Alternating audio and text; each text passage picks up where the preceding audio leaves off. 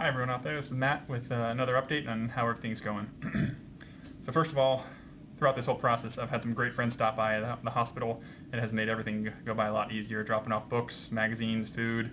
Obviously the food that they've dropped off has been much better than the hospital food, which has made this whole experience much easier. But really the key is the conversation. When people sit down and just are able to talk with me, I'm not able to really sit and be by myself and think about the pain. I'm able to just make time go by so much quicker. And so I really appreciate all the great friends and family that have stopped by and spent time doing that. Even the people who can't be here physically have reached out virtually via just phone conversations or text conversations, and it's been great with that. I've also had some gifts. Maybe I'll show some pictures of that. Some gifts that kids have drawn and other things that people have stopped by and dropped off. The one thing I have learned is kind of expectation management throughout this whole process.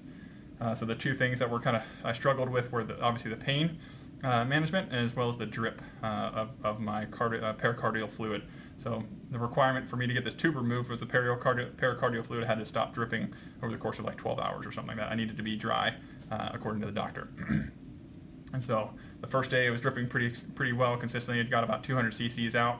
I laid down that night and it looked like it stopped dripping. But then the next morning when I finally stood up for the first time after surgery, another 100 cc's kind of poured out. So it was kind of a mental setback at that point, but I was able to work through that, and knowing that it wasn't going to drip forever was kind of what I held on to. I knew it wasn't going to last forever. Same with the pain there. Did have some complications today. Still, all of my veins decided to stop working, which was weird. I had about 7 IVs in my arms. I had about 2 different veins that bursted, and the other IVs just stopped working, or they were infiltrated, is what one of the nurses called it. They tried to find more veins. They found like the 2 best IV nurses in the hospital, as well as 2 other IV nurses. I had 4 nurses try to poke me. They shaved my arms to try to help. They found this thing called a vein finder, which is like an awesome tool where they cover it. It's like a stud finder almost, where they cover it up and they kind of highlights where your veins are. But even once they kind of poked the veins, they weren't given anything. The nurses and the doctors thought I was going to be leaving today, so they said, it's fine, don't worry about it. Should be a factor, which ended up being a factor later that I'll talk about. There.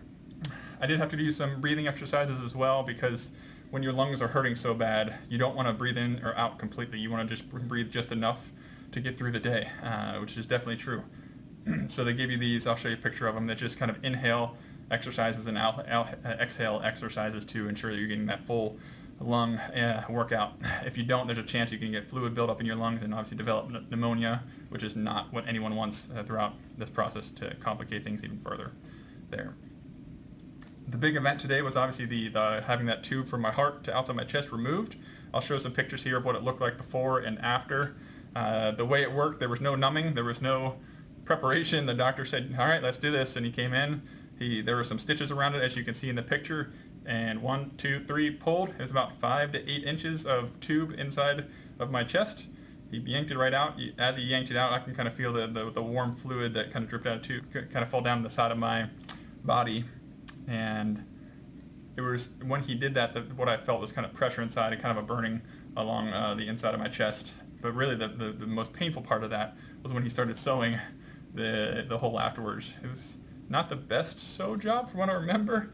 I'll show you the picture again. You tell me what you think. I don't think it's going to heal all that well, but we'll see. I don't know how that worked out. All right. I did have a little complication shortly after the tube was removed. Started getting nauseous.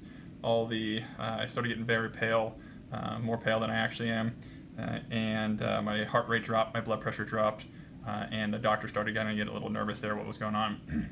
Apparently it's called a vasovagal syncope, which is where your body reacts to a shock or a trauma, and you kind of pass out due to it. Luckily I didn't pass out, but I kind of had all those pre-symptoms as if I was going to.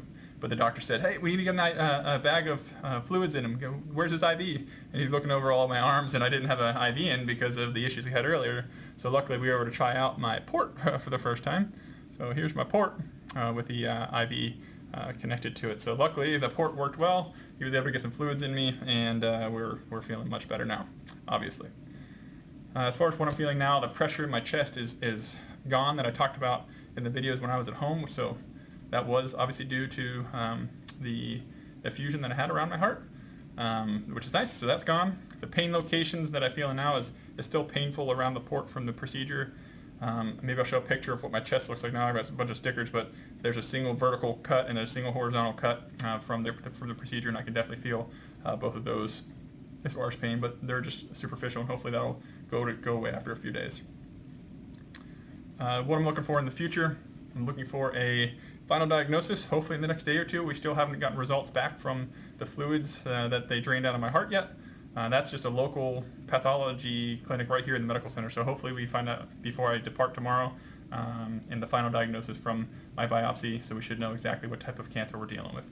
As far as the next procedure I'm going to have done, or next event, is my PET CT scan. That's going to be on Tuesday.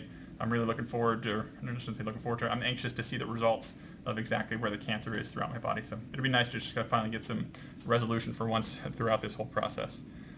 So that's where we stand. Please continue asking any questions you have. I'm more than willing to answer anything that I might not be addressing in these videos. So thanks. I love you guys, and until next time.